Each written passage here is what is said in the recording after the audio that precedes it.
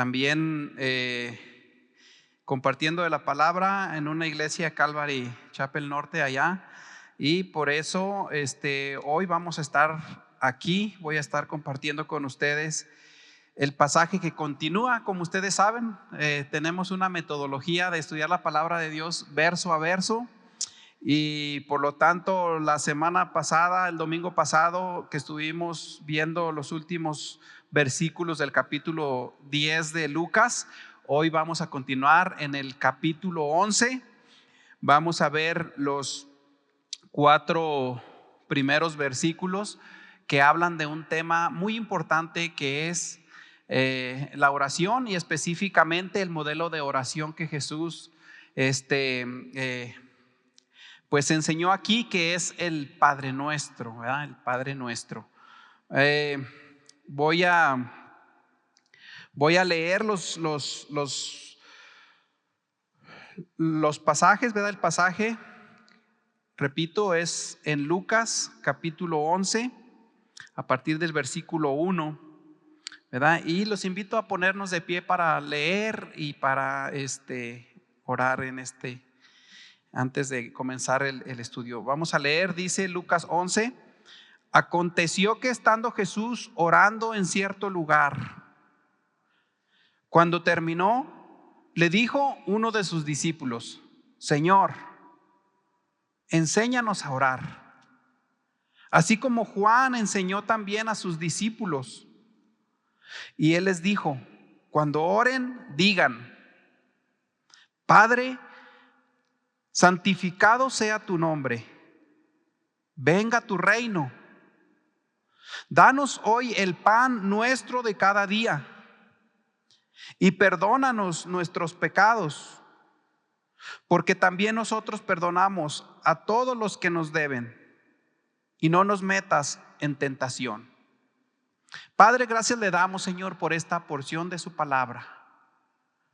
Sabemos, Señor, que el modelo de oración que usted nos deja, Señor, es importante, porque es importante la oración delante de usted. Pero venir delante de usted con un corazón sincero, y usted nos deja la oportunidad de derramarlo delante de usted, aunque usted conoce todo lo que nosotros vayamos a decir. Nos permite acercarnos, Señor, a derramar nuestro corazón. Pido, Padre mío, que usted abra el entendimiento, Señor, que prepare el corazón para que al escudriñar esta porción de su palabra, Señor, la vida de mis hermanos sea edificada en el conocimiento, en la fe, en la esperanza, y buscar la semejanza de nuestro Señor Jesucristo. Pido, Señor, que nos vaciamos en nuestra mente de cualquier distracción, que podemos disponernos, Señor, sinceramente, Señor, para alabar su nombre y crecer, Señor, a través de escudriñar esta porción de su palabra. Espíritu Santo, venga y gobierne, Señor, en este lugar, en esta hora. Se lo pido, Señor, en el poderoso nombre de nuestro Señor y Salvador Jesucristo. Amén. Tome sus lugares, familia. Tome sus lugares. Bueno, de entrada, sabe que orar es un privilegio, pero también es una ordenanza que Jesús dio a sus discípulos, dio a la iglesia. Pero también podemos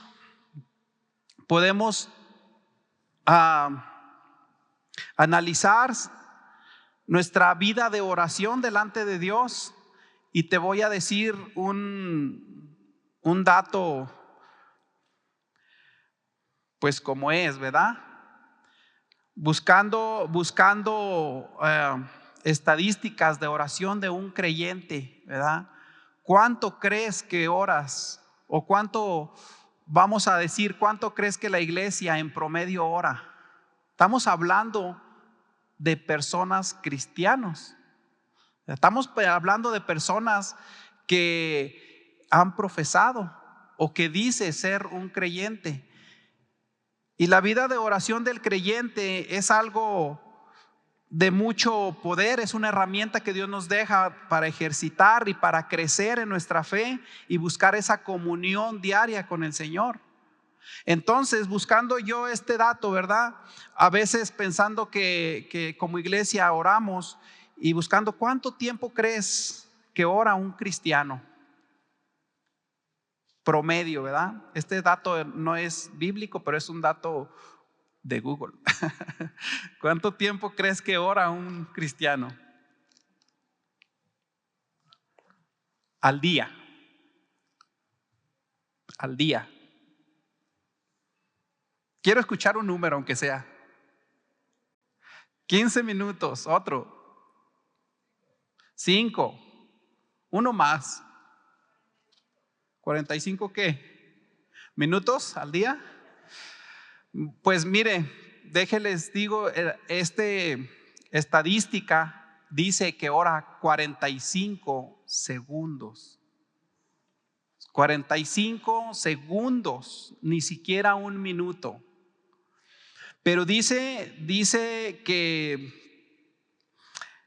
en esta misma medición dice que pasa 6.5 horas en algún entretenimiento, sea televisión o redes sociales. 6.5 horas contra 45 segundos de oración, y estamos hablando de creyentes. Es desalentador, no anima. Espero ya cada uno tomando conciencia de esto.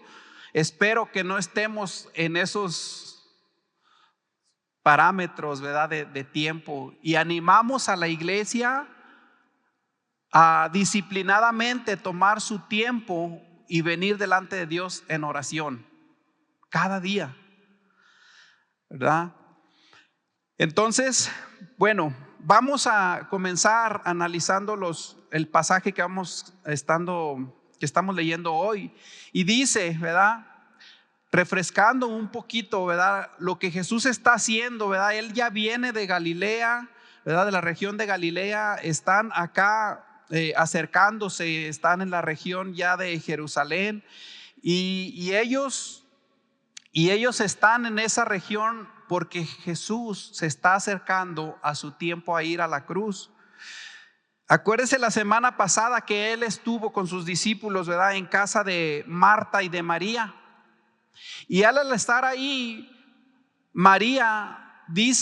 Jesús le dijo a María que una sola cosa era necesaria, ¿verdad? En cuanto que Marta estaba haciendo tantos quehaceres y le reclamaba a Jesús que viniera y que le dijera a María, que no te importa cómo estamos, y ella, mira, ahí está sentada, y le dijo, mira, ella ha escogido lo único que importa, estar delante del Señor, estar a los pies del Señor.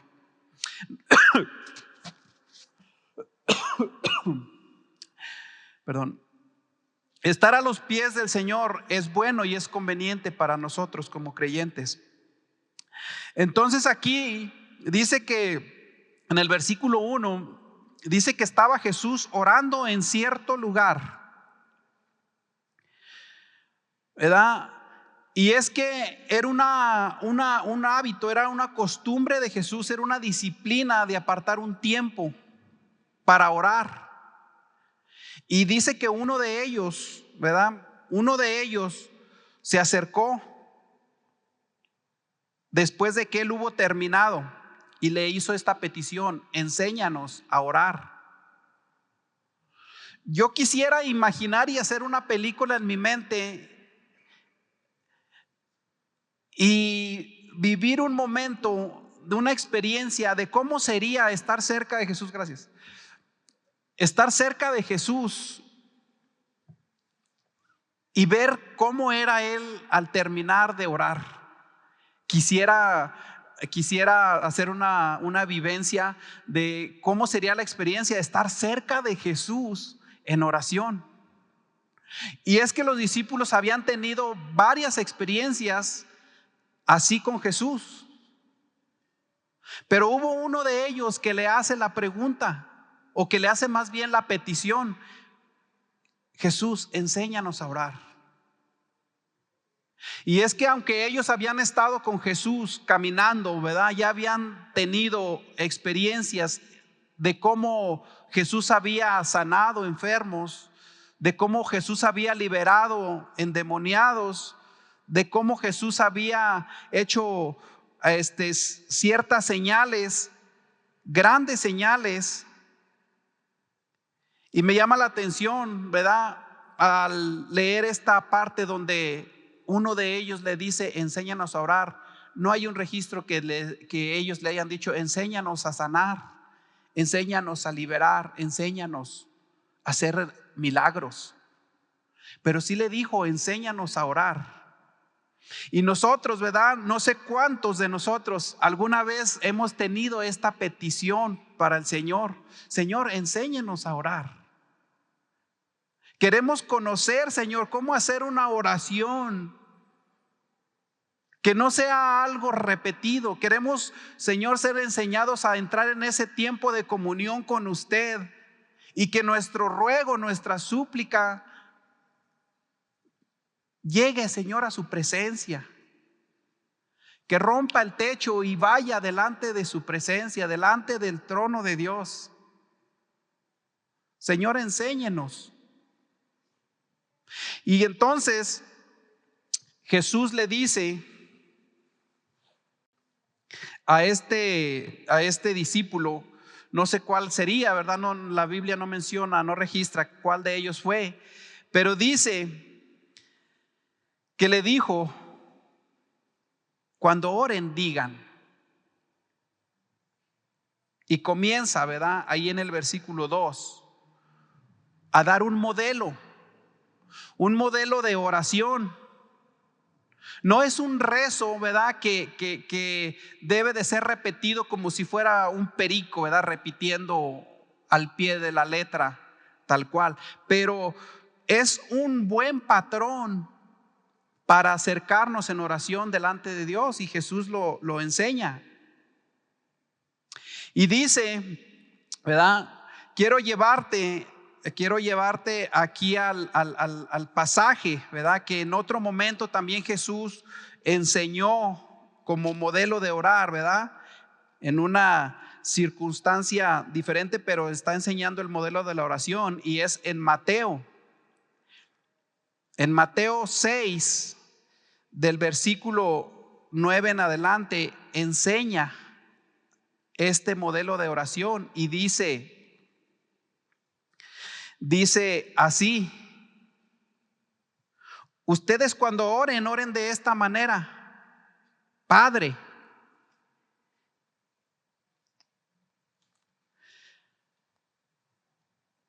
nuestro que estás en los cielos, santificado sea tu nombre. Y es que nota que Jesús, la práctica que tenía de orar era una práctica diferente. Él se apartaba a lugares aislados.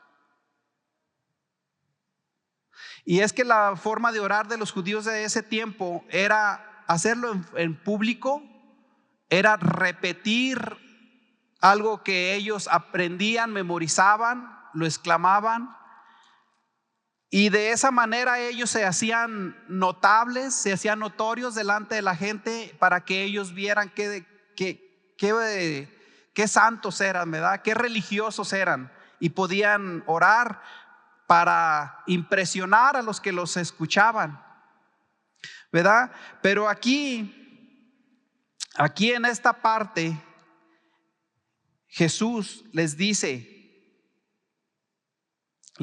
Padre, santificado sea tu nombre, o como leímos en Mateo 6, Padre nuestro que estás en los cielos. Número 1, nota que Él está enseñándoles a ellos que se acercan a un Padre.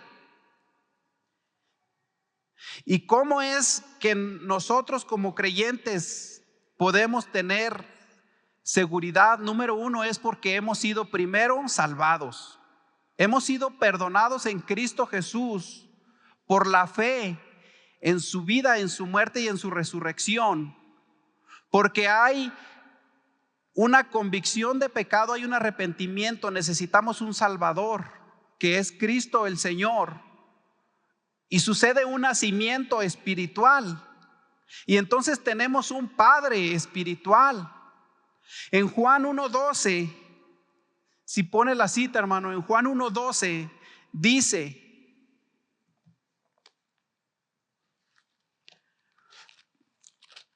mas a todos, ¿verdad? A todos los que le recibieron, les dio el derecho de llegar a ser hijos de Dios, es decir, a los que creen en su nombre. Para que tu oración pueda ser llegada a Dios, ¿verdad? Hay una necesidad, nacer de nuevo. Reconocer, ¿verdad?, que has sido perdonado y entonces tienes tu Padre Celestial. Dios te da la potestad de ser hecho hijo de Dios. Y sucede ese nacimiento, entonces puedes dirigirte a tu Padre Celestial. Cristo Jesús enseñó esto a ellos. Él no está diciendo que Él mismo necesita un Padre, porque Él y el Padre son uno. Cristo Jesús es Dios mismo, ¿verdad? Entonces eso lo está enseñando para ti, para mí, para nosotros creyentes. Acérquese a su Padre y santifique su nombre. Pero ¿cómo puedo yo santificar el nombre de Dios? ¿Que el nombre de Dios no es ya santo de por sí? ¿Que Dios necesita que tú y yo lo santifiquemos? En realidad, Dios es santo, pero de aquellos que son sus hijos demanda Él una santidad, y que tu manera de vivir, que tu testimonio sea de uno que santifica el nombre de Dios.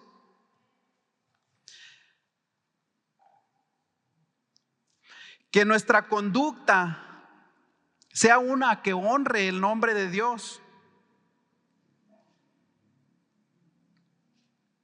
Mira, ahí en Mateo, ahí mismo donde estamos en Mateo, en el versículo 6, perdón, en el capítulo 6, en el versículo 11, Jesús le dice a sus discípulos: cuando ustedes oren, no sean como los hipócritas, porque a ellos les gusta ponerse en pie y orar en las sinagogas y en las esquinas de las calles para ser vistos por los hombres. En verdad les digo que ya recibieron su recompensa. Pero tú, cuando ores, entra en tu aposento, y cuando hayas cerrado la puerta, ora a tu Padre que está en secreto, y tu Padre que ve en lo secreto te recompensará. Al orar, no usen ustedes repeticiones sin sentido como los gentiles, porque ellos se imaginan que serán oídos por sus palabrerías. Entonces nosotros debemos de acercarnos a nuestro Padre, santificar su nombre en la transformación que Él va haciendo en nosotros, y debe de ser nuestro deseo eso siempre. Nuestro deseo es tener tal pendiente de cómo representamos el nombre de Dios en nuestra vida. ¿En dónde? No solamente adentro de estas cuatro paredes, pero cómo represento allá afuera, en tu trabajo, en tu negocio, con tu vecino. ¿Cómo represento el nombre de Dios? ¿Estoy santificando el nombre de Dios en la escuela? ¿O es que nomás estoy haciendo palabrerías, repeticiones, maravillando a los que están alrededor de mí, apariencias externas? No, Jesús llama a hacer una oración, ¿verdad? Aquí en los pasajes que leímos, hacer una oración en tu privacidad, con sencillez, con sinceridad de corazón, ¿verdad? Y dice aquí en este versículo que leímos, podríamos notar que la oración en inicio, ¿verdad?, va dirigida al Padre. Va dirigida al Padre en el sentido de que tiene que ver con Dios mismo, ¿verdad? Santificar su nombre. Dice en el versículo 2 que estamos viendo, ¿verdad? Pero si vemos en Mateo 6, en el verso 10, dice: venga tu reino, hágase tu voluntad, así en la tierra como en el cielo.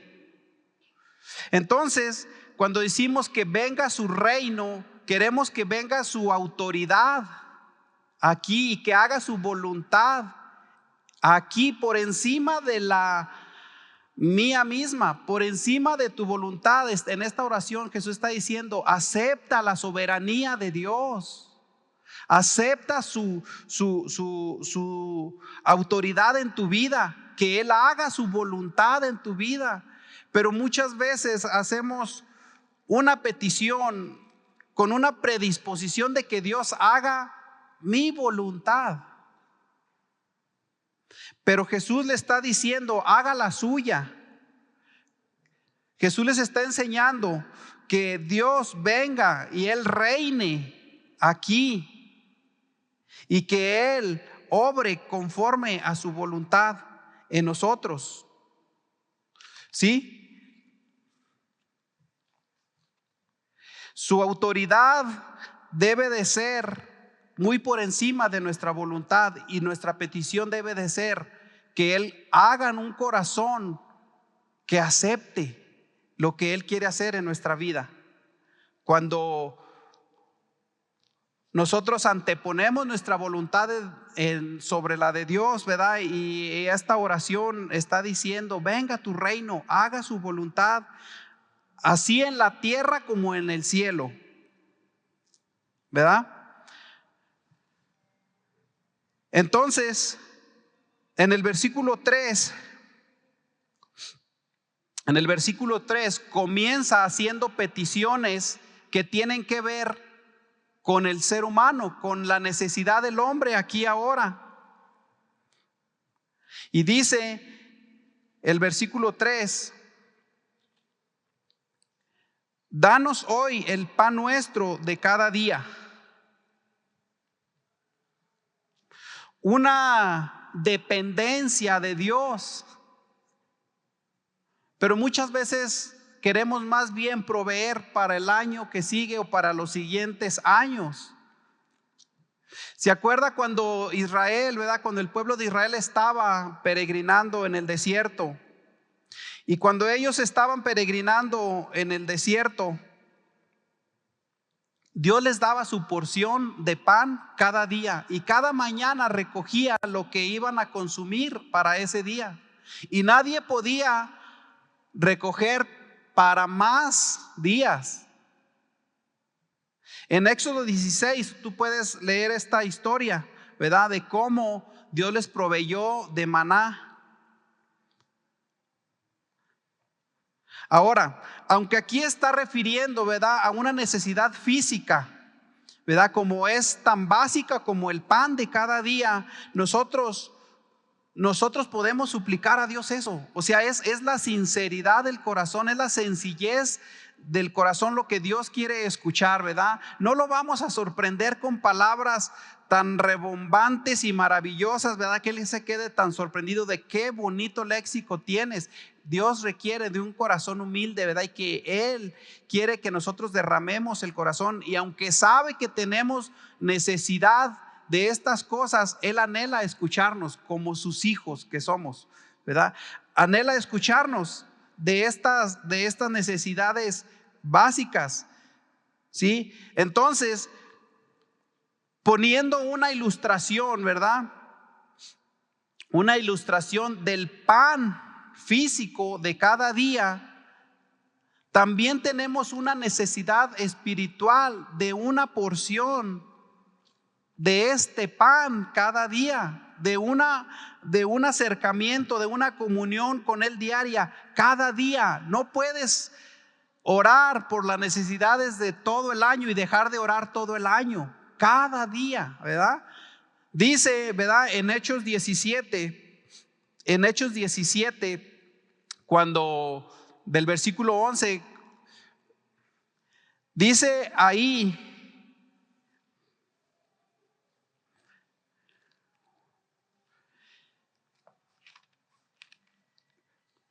la palabra era predicada, Hechos 17 y el versículo 11. Dice que estos, hablando de los hombres de Berea, dice que eran personas nobles, más nobles que los de Tesalónica, pues recibieron la palabra con toda solicitud, escudriñando diariamente la escritura para ver si estas cosas eran así. Y es que, como dije, aunque aquí se está refiriendo a una necesidad física como el alimento, pero también tenemos una necesidad, ¿verdad? De que si dejamos de alimentarnos de la palabra de Dios, de que dejamos de orar, tenemos una debilidad y tenemos una anemia y desnutrición espiritual, cual tuvieras si tú dejaras de comer tu alimento físico cada día. Estaríamos anémicos espiritualmente. Estaríamos tan débiles, ¿verdad? Espiritualmente, si no buscamos, si no alimentamos cada día. Si no buscamos cada día la comunión a través de la palabra de Dios y la oración. Entonces, tenemos pues que depender de Él, aún en las necesidades básicas. Debemos tener esa dependencia de comer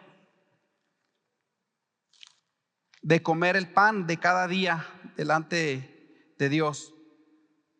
Dice también aquí en Lucas, volviendo a Lucas, segunda cosa que tiene que ver con el hombre, que es: perdona nuestros pecados. ¿Sí? Perdona nuestros pecados, porque también nosotros perdonamos a los que a todos los que nos deben. Esta deuda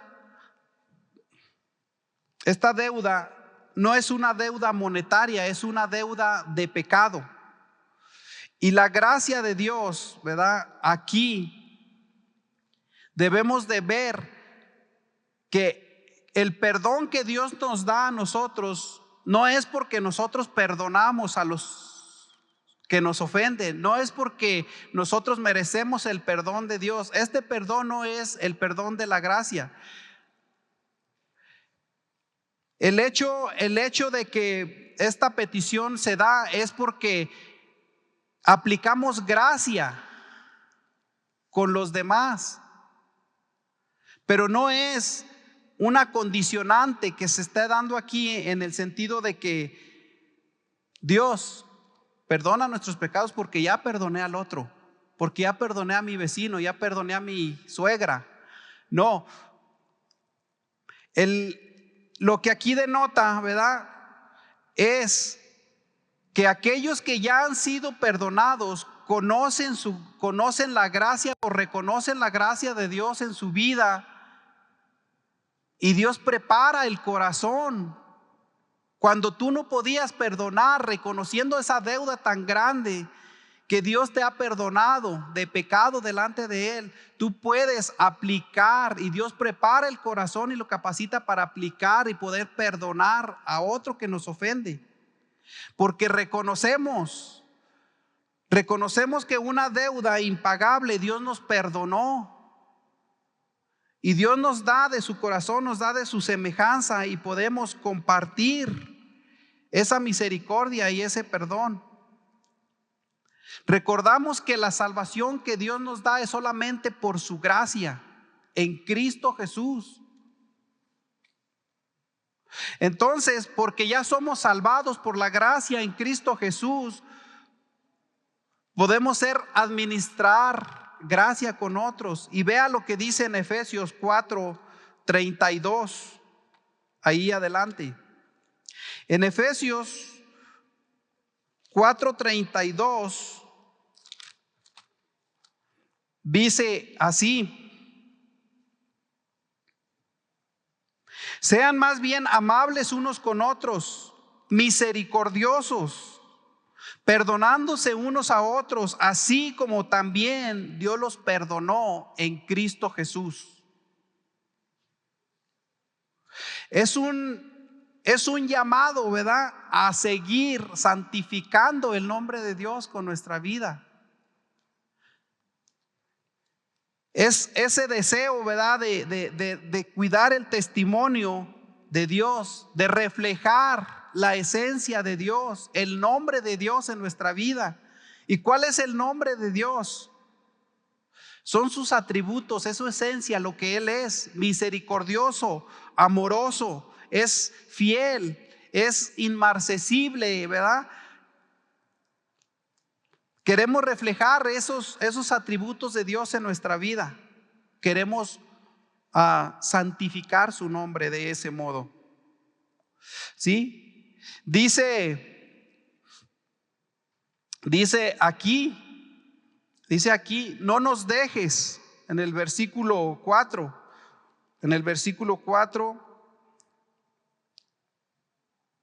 Continuando dice: y no nos metas en tentación. Si vas en Mateo 6, dice así en el verso 13: no nos dejes caer en tentación, sino líbranos del mal. Porque tuyo es el reino, es el poder, la gloria para siempre. Pero cuando dice que no nos dejes caer o no nos metas en tentación, no es que Dios esté buscando tentarte para pecar.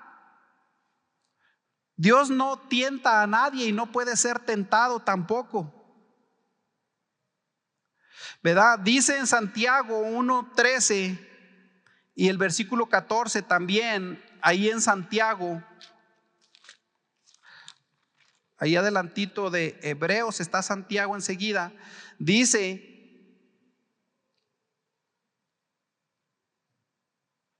que nadie diga cuando es tentado, soy tentado por Dios, porque Dios no puede ser tentado por el mal y Él mismo no tienta a nadie.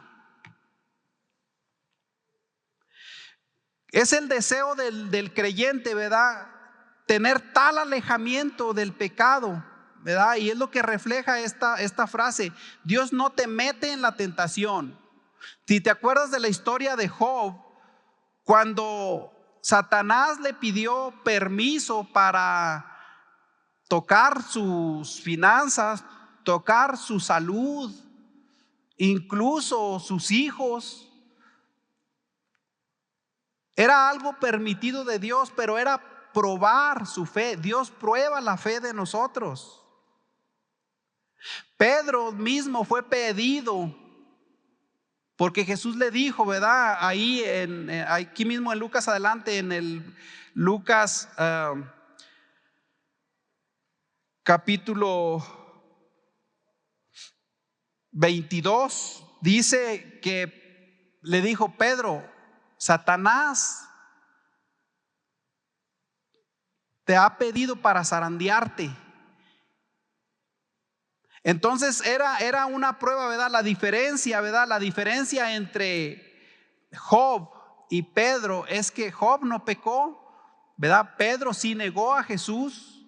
¿Por qué? Porque aunque Dios prueba nuestra fe, ¿verdad?, con diferentes circunstancias, y sabes que cada uno vivimos pruebas en el matrimonio. Si tienes hijos, sabes que criar a los hijos, ¿verdad?, a veces la rebelión de ellos o de nosotros mismos. Sabes cuando pierdes un ser querido, qué duro es. Sabes cuando hay enfermedad, cuando hay una situación, ¿verdad?, de prueba en tu vida.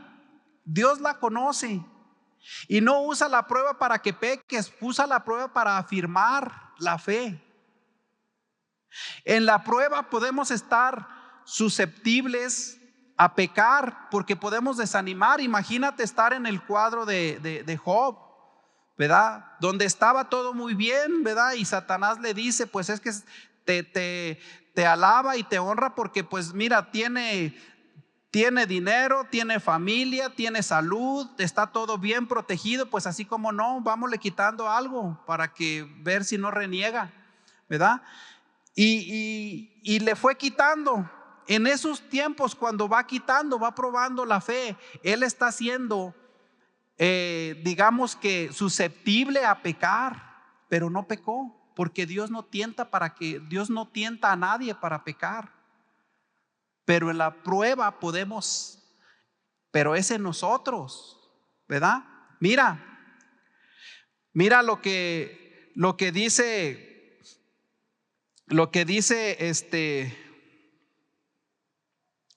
aquí en Primera de Corintios 10:13.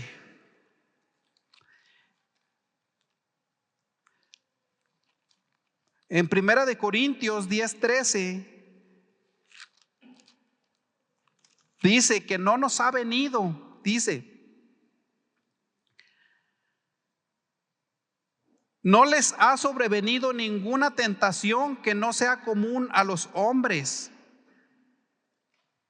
Y dice, fiel es Dios, que no permitirá que ustedes sean tentados más allá de lo que puedan soportar, sino que con la tentación proveerá también la vía de escape a fin de que puedan resistirla.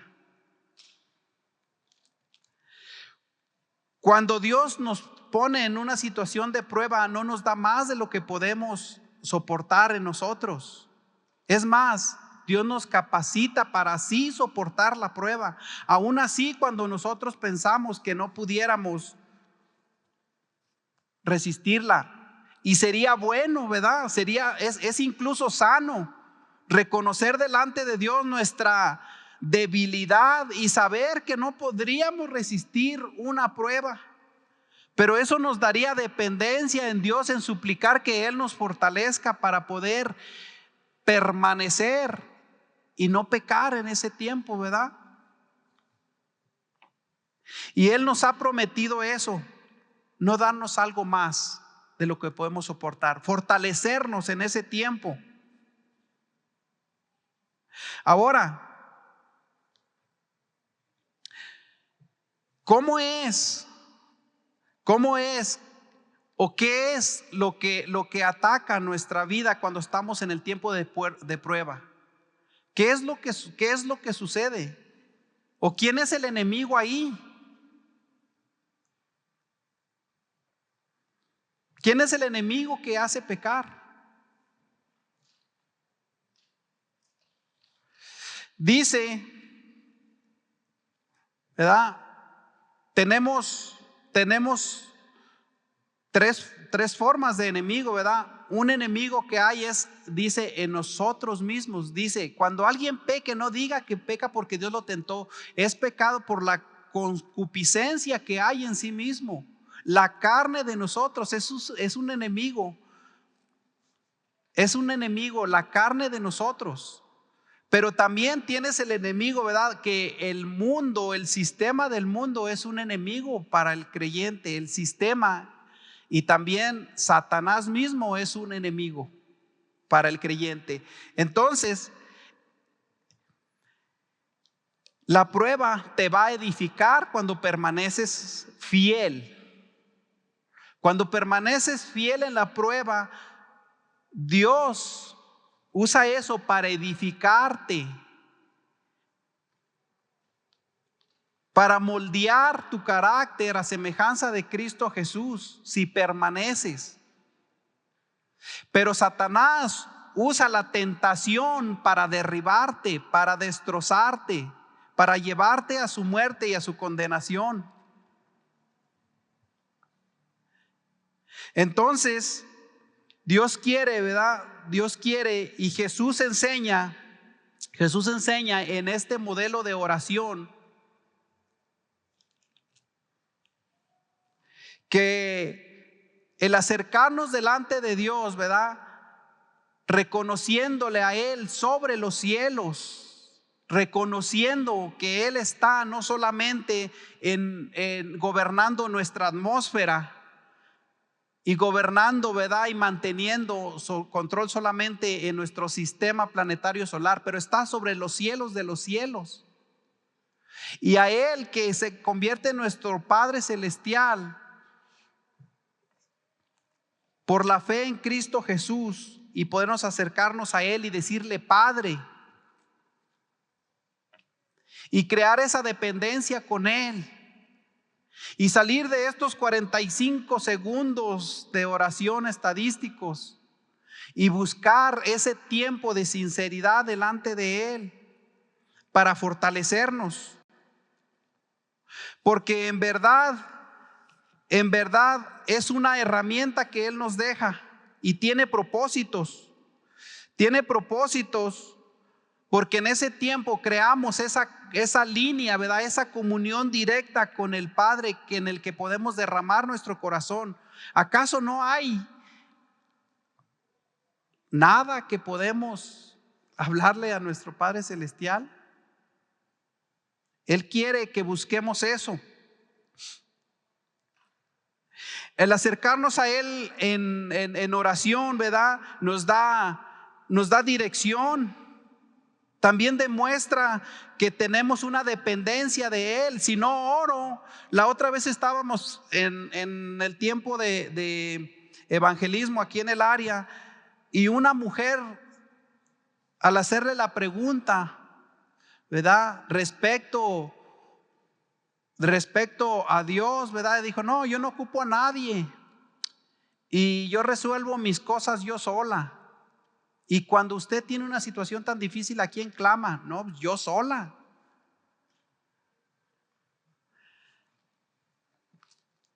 La oración nos da dependencia de Él, pero también nos da humildad. No tengo, mis medios no son suficientes. No puedo depositar mi confianza de provisión de hoy, porque sabes, hay testimonios de gente que es financieramente estable y próspera, y por alguna situación de un día para otro esas situaciones cambian y su confianza está puesta en la riqueza y en cosas en medios propios. Pero acercarnos a Dios en oración nos da dependencia de Él. No necesita usted depender de Dios para poner a sus hijos delante de Dios en su camino. No depende usted, no quiere poner delante de Dios su matrimonio. Usted es suficiente solo.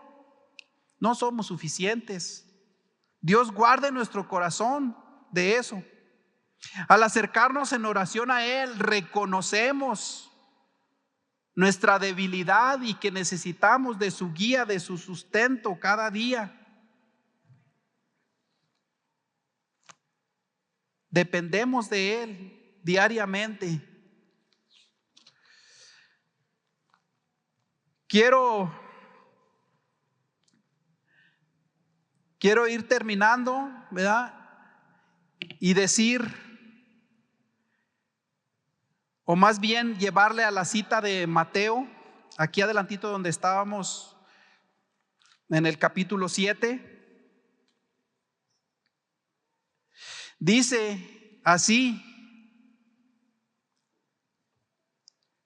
hablando de la importancia de orar, dice Mateo 7, versículo 7: pidan y se les dará, busquen y hallarán, llamen y se les abrirá. Porque todo el que pide recibe, y el que busca halla, y al que llama se le abrirá. Dios nos ha dejado la oración como una herramienta de acercarnos delante de su trono, delante de su gracia. Y dice este pasaje que el que pide se le da. Ahora, la manera de pedir, Dios nos va formando y va ajustando nuestro corazón a su voluntad. Y estamos en un proceso, ¿verdad? En un proceso de santificación constante, un proceso de cambio constante. Ciertamente Dios nos ha sellado con su Espíritu desde que creemos. Desde el momento en que somos perdonados, Dios nos ha sellado con su Santo Espíritu y ya somos salvos por su gracia. Pero nos ha dejado la oración, y esta oración modelo, como dije al principio, aunque no es algo que es necesariamente o algo legalista que aprendas y repitas, ¿verdad? Y con eso ya obtienes la magia del favor de Dios. No, pero Dios busca una comunión diaria y un corazón sincero. Y por eso dice que al que pide se le da, pero al que pide conforme se le dará conforme a su voluntad. Y si no recibo lo que pido, Dios sabrá conformar mi corazón. Dios sabrá conformar tu corazón y calmarlo y hacer esa dependencia con Él. El que busca halla, y al que llama se le abre.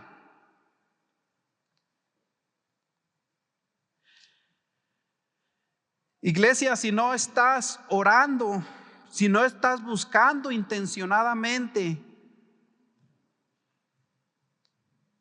una vida de oración delante de Dios,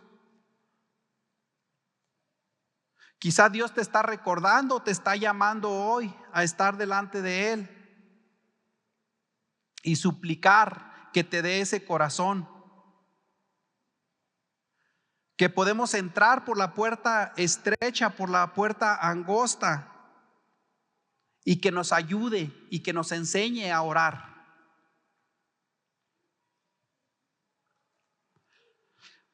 Vamos a orar. Padre, gracias le damos en el nombre de Cristo Jesús por este modelo, Señor, de oración que Cristo quiso enseñar a ellos, o a este que preguntó y que pidió: enséñanos a orar. Sabemos, Padre mío, que usted ejercitaba, Cristo, usted ejercitaba la oración diaria y buscaba usted esos lugares apartados donde no era visto, donde hacía una oración en privado usted con nuestro Padre Celestial. Y si estas estadísticas son ciertas, Dios, donde la oración es tan descuidada, yo le pido, Padre mío, que nos dé un corazón, Señor, un compromiso, una urgencia por apartar este tiempo y ponernos delante de usted cada día, derramando nuestro corazón, orando por nuestros hijos, por nuestra esposa, por nuestros padres, por nuestros hermanos. Que podemos apartar este tiempo, Dios, y llevar esta oración, Señor, que rompa el techo, Señor, y que penetre, Señor, a su misma presencia. Guárdenos, Señor, de estar haciendo oraciones tibias, oraciones de 30 a 45 segundos, Señor, superficiales. Ninguna de nuestras palabras, Señor, lo va a sorprender tan bien estructurada que esté, Dios, pero denos un corazón de orar con sinceridad, de buscar su guía y su dirección, de dependencia hacia usted. Espíritu Santo, llene cada corazón. Pedimos, Padre mío, que nos ayude a tener conciencia, Señor, de la importancia de esto. No solamente, Señor, de orar allá, pero de cuando oramos como iglesia. Su corazón, Señor, se conmueve. No lo obligamos, Señor, pero su corazón es misericordioso y es compasivo. Y cual hijo, Señor, ruega a su padre, Señor, cuánto más usted. Si ustedes, siendo hombres malos, saben dar cosas buenas a sus hijos, cuánto más nuestro Padre que está en el cielo dará buenas cosas. Denos, Señor, un corazón de depender de usted y de suplicar por su gracia y por su favor. Glorifique su nombre, Señor, y que esta palabra, Señor, que ha sido compartida hoy cumpla su propósito en el corazón de cada uno de mis hermanos para edificación en la fe, Padre. Gracias le damos, Señor, y le damos a usted la honra en todo en el nombre de Cristo Jesús. Amén.